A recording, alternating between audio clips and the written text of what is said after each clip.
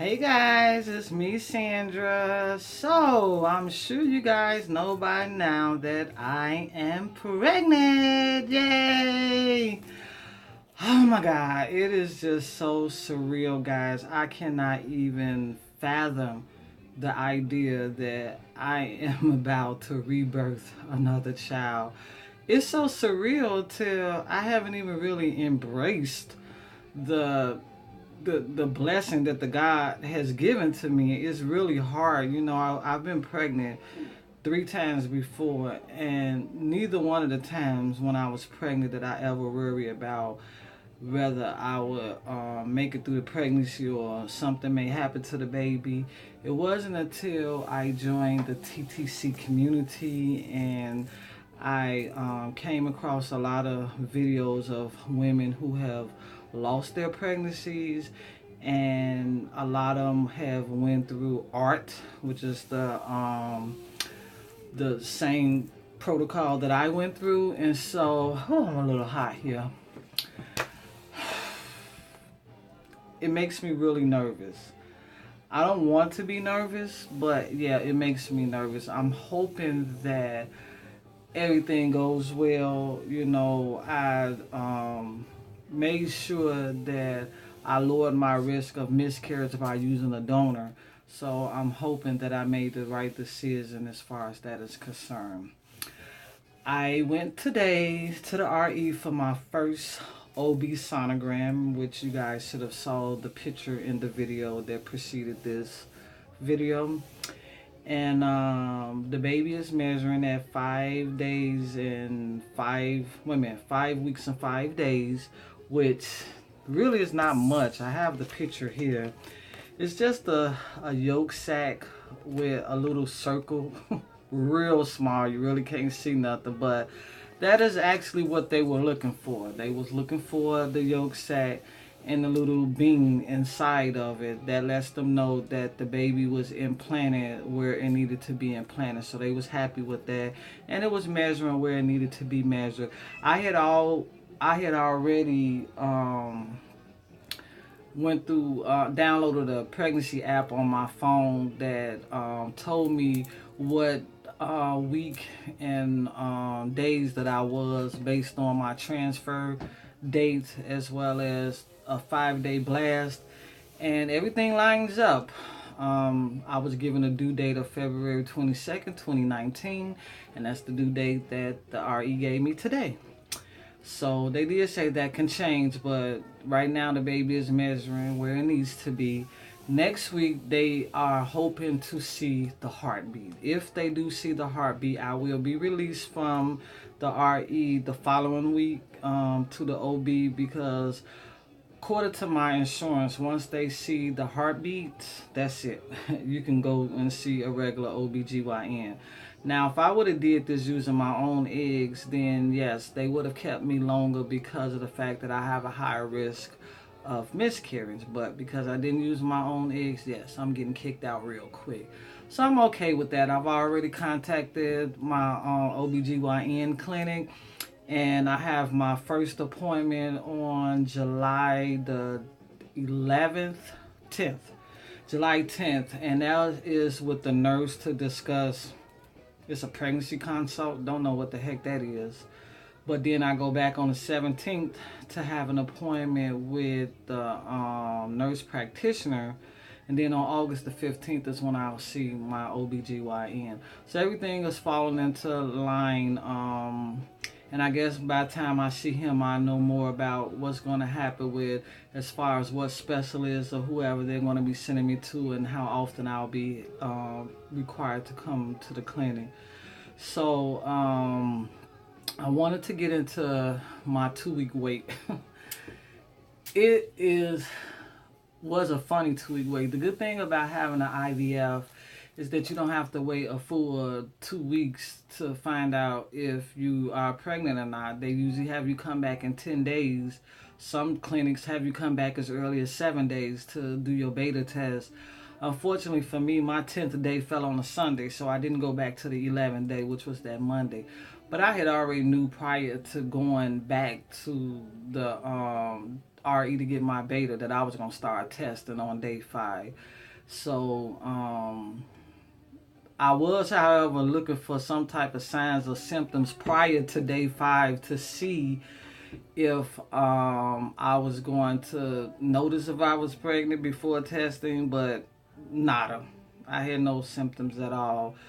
The day of my beta, I'm sorry, the day of my transfer, I had a dentist appointment. I had been getting some dental work done, trying to get all my dental work done in before the end of June because my new benefit rolls over on July 1st. So I wanted to use up all my last year benefit because this year I have to get my son some braces and I really needed those benefits to go towards that. So I wanted to make sure I used up all the mans, but my dental appointments have not been going all as planned. It was supposed to have been finished up before my transfer, but it didn't work out that way. I had to actually come back the day of my transfer. They wanted me to get permission from the RE to come in and to let them know I was going to be sedated under the lidocaine, and he said it was perfectly fine. So I went in, and y'all know me and needles don't get along. So I was really acting a fool when they was trying to numb me up. And I was so scared that I may have compromised the transfer because of the jumping and stuff. And I was really praying to God, asking God, you know, if this is meant to be, please bless the baby.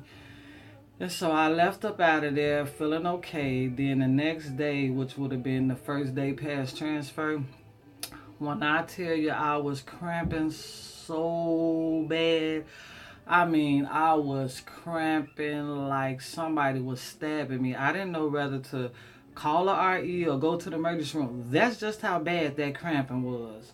So I was really nervous, and I had an appointment that same day with the allergy doctor because of the issues I've been having with the heart palpitation. We was believing that it was something I was allergic to, so I went to the allergy doctor. I was feeling crabby. I couldn't wait to get back home and lay down. And then the next day, it did die down by the evening. The next day, which was the day 2 past transfer, nothing. I had no cramping, no nothing. That was strange, considering how bad the cramps was on day 1. And then day 3, past transfer, the cramping returned. Only this time it was light, mild cramping, you know, where I can tolerate it. And the fact that I can only, you know, take Tylenol, I mean, it really didn't do anything that first day I was cramping real bad. I did turn to Dr. Google, you know how we get when we nervous, to see if any other woman had that same experience where the next day after transfer they was cramping really, really bad. Most of the ladies said it was 2 days past, but I did find a couple that did say it was the next day past. So that actually made me feel a whole lot better, knowing that this wasn't just me that it happened to. So, and then day 4 came. I was in a lot of pain in my mouth because apparently the dentist that I went to originally dug too deep into my mouth that she hit a nerve. So I had to go see a specialist, and he had to do a root canal on day 4 past transfer. Now this is the second trip to the dentist after my transfer. And Lord knows I was nervous with the pain I was going through. I couldn't even sleep. I had not slept for 2 days because of that pain. And I couldn't take nothing but Tylenol. That was the worst part about it. Tylenol was doing absolutely nothing. As a matter of fact, I went and found this. This is some oral gel mouthwash. I was gargling with this about 20 times a day. And I also bought some, maybe some oral gel, the extra strength. None of that stuff worked. And I did feel so much better after the root canal. So that being day 4, I was only a day before it was time to start testing, because I had made up in my mind I was going to start testing on 5 days past transfer. However, I ended up getting on YouTube, and I came across one of the TTC sisters' YouTube channel where she tested on day 4, and she got a strong positive, but every day after that day 4, the line started to fade. And so she believed she had a chemical pregnancy. And that kind of scared me because I thought to myself, a lot of women, they wait until they beta before they test. And if you wait till your beta before you test and the test come up negative, how would you ever know that the baby did implant but just didn't stay implanted? So I knew I wanted to know that. I knew I wanted to know that if I do end up with a chemical pregnancy, I wanted to know, well, did the baby at least implant? So I decided I was going to test on day 4, which the plan was day 5. And I knew it was a slim chance of getting a positive result from 4 days, only 4 days past transfer. But this where things get funny. I had like one Walmart brand pregnancy test left at home from previous cycles, and I had like a gang of internet cheapies. I also had a box of first response. Now, the first response was what I was going to use when I started on day 5. I had no plan of using that prior to then. So when I decided I'm going to test on day 4, I was not going to use my first response. I decided I just use my one Walmart brand and one of the internet chickpea. So I took both of them at the same time, and I left away from the testers for about 5 minutes. I came back, both testers showed negative. I was all into some movie. I'm not even sure what movie I was watching, but I was all into some movie, and I'm like, okay, it was too early anyway. So 10 minutes later, I just so happened to come back and look at the test results again, because I said, well, maybe I probably looked at it too soon. But one of the testers, I think which was the Walmart brand, said don't read the results after 3 minutes. So I'm thinking 5 minutes was more than enough. So I go back 10 minutes, which would be 15 minutes later after the test result.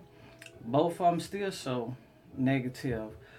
So I knew it was negative at that point, and I went back and I laid down. Before you knew it, I dozed off. I woke up an hour later, and I had to use the bathroom really bad. When I ran to the bathroom, I just so happened to glance at the Walmart brand. The Walmart brand was sitting higher up on my countertop, and the internet cheapie was sitting bottom. But I was running to the bathroom, and I looked at that Walmart brand, and I saw a little faint line.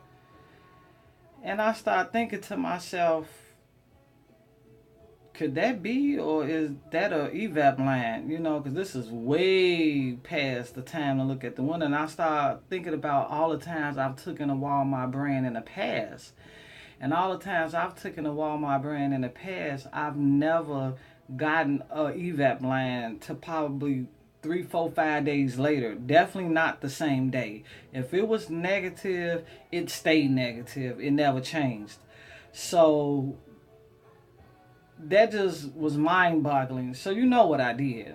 Yep, that's exactly what I did. I ran my butt right on up to Walmart, bought about 6 more Walmart brands. I came back and I retook the Walmart. Now the internet cheapie, it never changed. That stayed.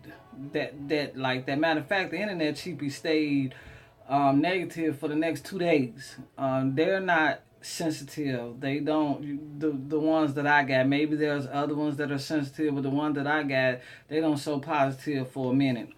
But the Walmart brand, I went and bought 6 more tests, and I came back and I took one of the tests, and I looked at it after 10 minutes, nothing. Came back, looked at it after 20 minutes, nothing. Came back, looked at it after 30 minutes. There go that fake line again. And I'm still trying to understand whether this is real or if this is evap. So, of course, back to Dr. Google. I started researching other women who have used Walmart brands, and a lot of them said it took their fake test to come up almost an hour later using a Walmart brand. Most of them said theirs was not a evap. It ended up being an actual positive test. Others said it was an evap. They was never pregnant. So, because of the conflicting information I was getting, I decided I'm going to test my granddaughter. Don't kill me. Don't judge me. My granddaughter didn't know what I was doing. She thought I was testing her for drugs, but I told her I needed her to pee in the cup. And she was like, why? I said, because I'm trying to do something. Just pee in the cup. So she peed in the cup, and of course the test came out negative, and that's what I wanted to see. Thank God I saw that. And I looked at it 30 minutes later, it was still negative. I looked at it an hour later, it was still negative. 2 hours later, it was still negative. I looked at it before I went to bed, it was still negative. I looked at it the next day when I woke up, when it was 5 days past transfer, still negative. So I knew at that moment, 4 days past transfer, that was a sign that I was possibly pregnant. But I waited to that 5th day to take that first respond. And when I took the first respond, that came up in the time frame that it was supposed to. And the Walmart actually came up 15 minutes afterwards. It still didn't come up right away, but it came up much faster than it had the day before. So I do realize that the more HCG in your system, the quicker those results come up faster, because now if I take a test, it's so positive before the test even finished. You see the line right away. So yeah, that's how that worked. And then I waited till 7 days past transfer to try the digital. I tried the digital with my first morning urine, and it immediately popped up not pregnant. So I waited till that evening and retook it again, and it said pregnant. So I think evening results are much better than first morning urine. People keep saying first morning urine has more ACG. That's not true, because as the ACG is building, you get more at night than you will in the morning, unless for some reason your ACG is going down. So yes, it's better to test night than it is during the day. So at that point, I was convinced that I was pregnant before I got my official beta, but I didn't want to get my hopes up high. I didn't want to mention anything to anybody, not even to you guys, until I went to my official beta.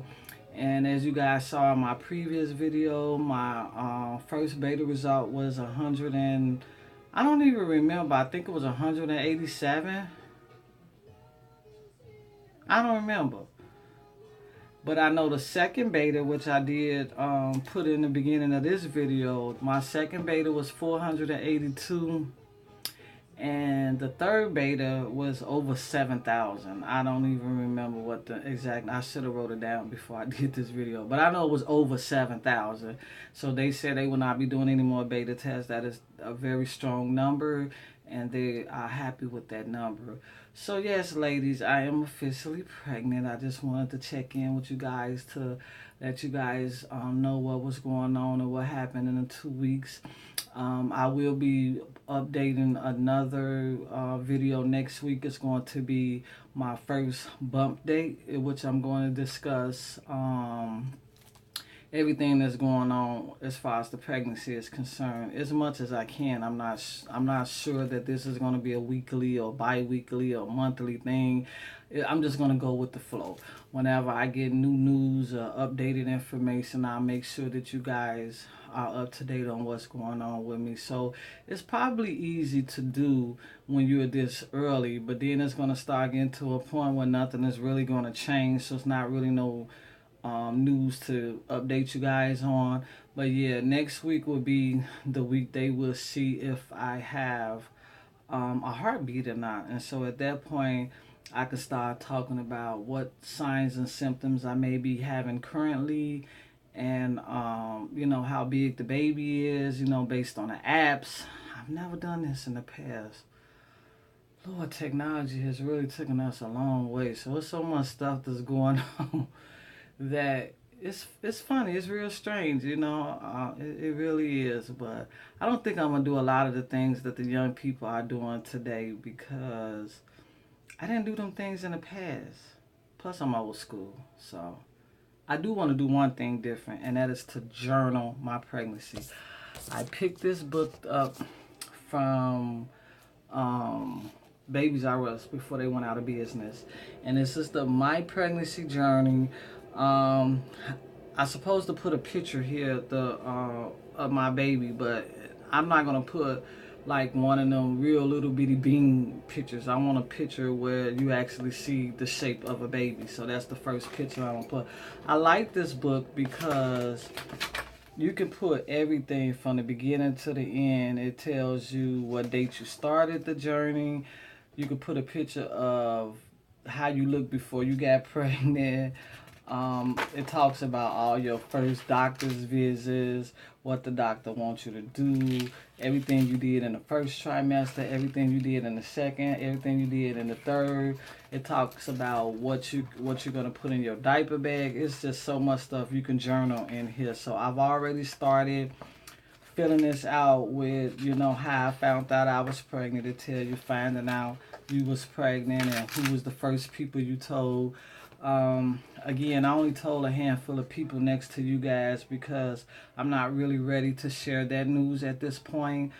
There are people that has been supporting me throughout this journey that I'm very close to. So and they don't live like here in Illinois, maybe a couple. And so they do know because they have been following me at this point.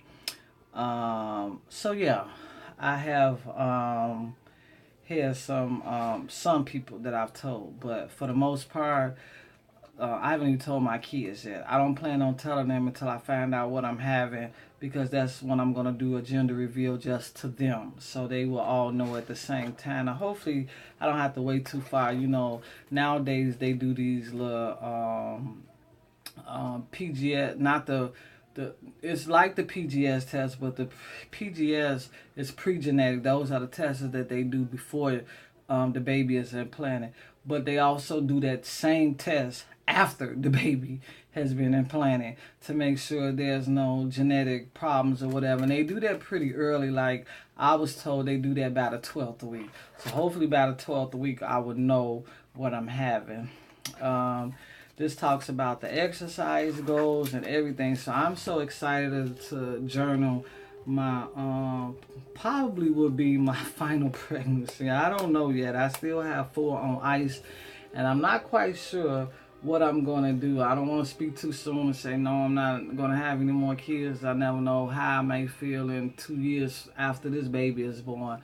But I would definitely be happy to donate any embryo that's left to any one of my TTC sisters who are struggling getting pregnant on their own. I would definitely, matter of fact, I would love to, because at least then I would know that my child has another sibling by somebody I can connect with, so, but, so ladies, that's all I have for you guys for today. If you have any questions or anything that I can answer for you guys, feel free to leave me a message. I've had a lot of new subscribers lately ever since I've announced the pregnancy. So, and maybe because I'm getting a lot of shout outs from different people. So I do appreciate you guys for shouting me out and sending people to my page. So those of you who are just going past, please subscribe and join me in my pregnancy journey.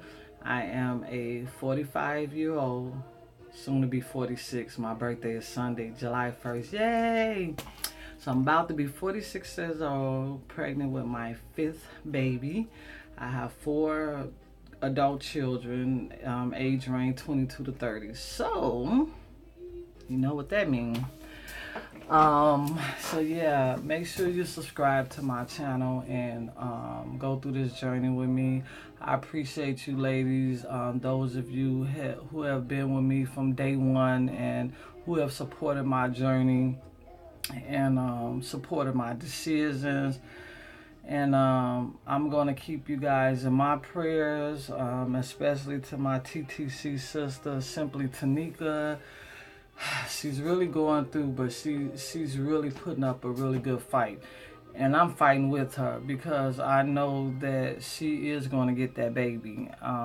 Whether it be now or the end of this year, 2018, we declared it. We declared it, ladies.